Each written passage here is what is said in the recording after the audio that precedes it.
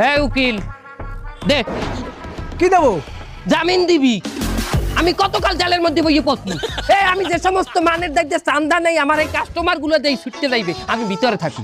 কিসের কাস্টমার? তা কাস্টমার না, আমি হেগো দেখতে চান্দা নি, হেরা আমার গ্রাহক না। দেখো বাবা, আমি অনেক চেষ্টা করেছি, আমি তোমার জামিন করাতে পারিনি। আর এই যে পুলিশ সাহেবেরা, উনি থাকবে জেল আজতে, উনি বাইরে কেন? আরে হ্যাঁ, জেলখানা ভাঙিয়ে পলাই যাইতে আসলে। কেন, ওনার কি জেল পছন্দ হয়নি? না, জেলখানার কেউ হেরে পছন্দ হয় না, এর দিনে হেরে সবাই মিলে পিড়ে, এর জন্য হে জেলখানা ভাঙিয়ে পলাইতে গেছে। তাই এখন ওনারা নিয়ে কোথায় যাচ্ছেন? তাকে ট্রান্সফার করা হইতে আছে অন্য কোনো জেলে? যে না পাগলা কারো, তার কাউন্সিলিং দরকার।